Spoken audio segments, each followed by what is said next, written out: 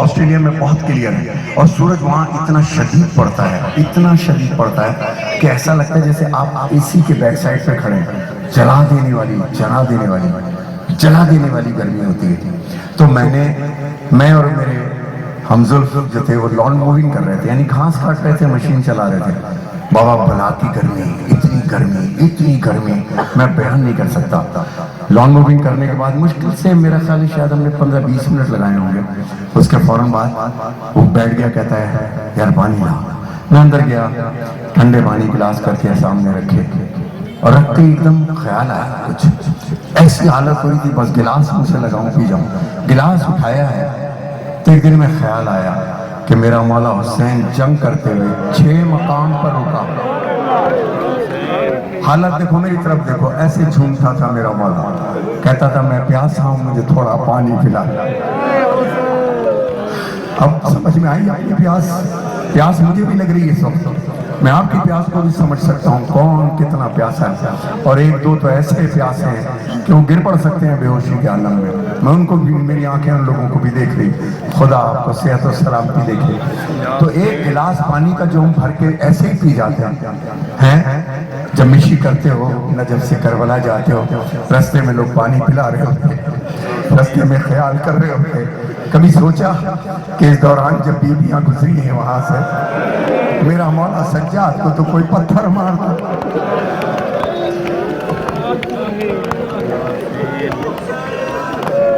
ابھی راستے میں سائیں کاظم شاہ، بڑا نفیس سید نواب شاہ کا، اور میرا خاندانی تعلق اس سید سے مجھے پیارا کاظم شاہ شوکت صاحب کے بیٹے۔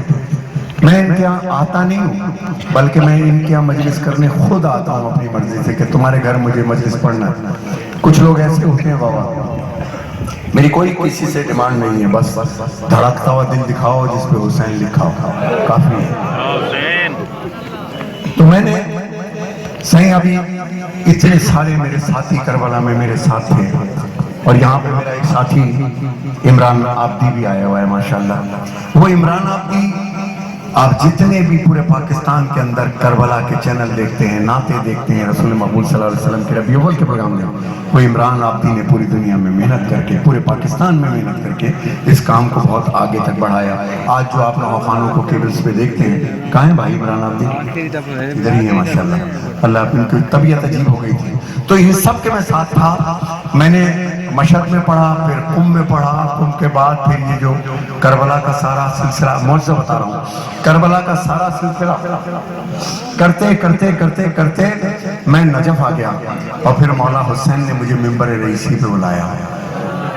خدا کی قسم ندیم سرور بن کے نہیں پڑھا، میں نے ایک پاکستانی بن کے پڑھا، اور پاکستان کی جو وہاں پہ لوگ ماتم کر رہے تھے اردو دان، تو عرب کے لوگوں نے مانگا، میں نے کہا آج وادی مہران کی جانب سے، میں نے کہا وادی مہران کی جانب سے ندیم سرور کا مخصوص نعرہ، حرم امام حسین میں عزاداری کے متعلق کوئی نئی چیز نہیں ہوتی، میں نے کہا مگر آج 1400 سال میں ندیم سرور حرم کی تاریخ کا سب سے بڑا نعرہ دے کے جائے گا، اور میں نے نعرہ لگایا، عربوں نے مانا کہ یہ حرم کا سب سے بڑا نعرہ تھا جو نعرہ آتی، آج یہاں بھی لگاؤں گا انشاءاللہ۔ خیر اب میرے قافلے میں کوئی ایسا نہیں تھا جس کو نزلہ بخار نہ ہوا، میں بچا رہا۔ لاسٹ میں علی شناور کو ہوا، پھر چھوٹے علی جی کو ہوا، اور میرے ساتھیوں کو ہوا۔ میں نجف پہنچ گیا، دوسرے دن پاکستان آنا تھا، رات میں مجھ کو بھی ہو گیا، اور اتنا سخت ہو گیا کہ کل جب میں کہاں پڑھ رہا تھا، کل جب میں، ہاں مجھے پڑھتے وقت کچھ وہ نہیں رہتا، نواب شاہ جب میں پڑھ رہا تھا نا تو ایک ایک نوحہ میرا 8 نوحے کے برابر تھا۔ آج میں نے کہا ابھی آتے ہوئے، یا مولا حسین میں تو آدھا مصرع بھی ابھی نہیں پڑھ پاؤں گا، یہی بات تھی نا؟